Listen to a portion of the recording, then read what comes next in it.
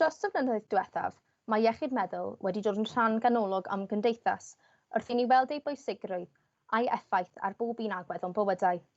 Mae hyn yn wir yn enwedig ymysg pobl ifanc wrth i bwysau gynyddol o'r ysgol a cyfryngau cymdeithasol arwain at gofid a straen.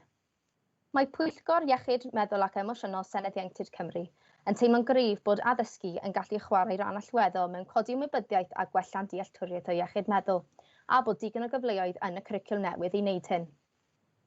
Cred Senedd Ieuenctid Cymru bod angen mwy o gamau i wella hyder pobl ifanc yn ogystal â'i mynediad at wybodaeth.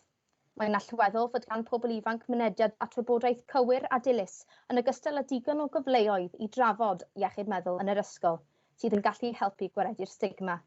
Un o'r prif resymau nad yw pobl ifanc yn teimlo'n gyfforddus i rannu eu problemau. Mae'n allweddol bod y trafodaethau yma yn dechrau o oedran ifanc, gan ddatblygu dealltwriaeth pobl ifanc o iechyd meddwl ar y cyd gyda iechyd corfforol. Rydyn ni'n credu bod llawer o gyfleoedd i wneud y cysylltiadau yma rhwng iechyd meddwl a phynciau eraill mwyn normaleidio'r syniad fod gan pawb iechyd meddwl ac eto gwaredu'r stigma. Mwyn gallu gwireddu hyn, mae'n angenrheidiol fod pobl ifanc yn derbyn cefnogaeth a bod cysondeb dros Cymru cyfan. Ni ddylai lleoliad daearyddol person ifanc ei rhwystro rhag dderbyn y wybodaeth neu'r cymorth y maent angen. Rydym yn cydnabod serch hynny bod angen cymorth ar athrawon i allu incorporeiddio'r iechyd meddwl i mewn i'r cwricwlwm, ac rydym yn credu bod angen cyfleoedd hyfforddiant ar gyfer athrawon.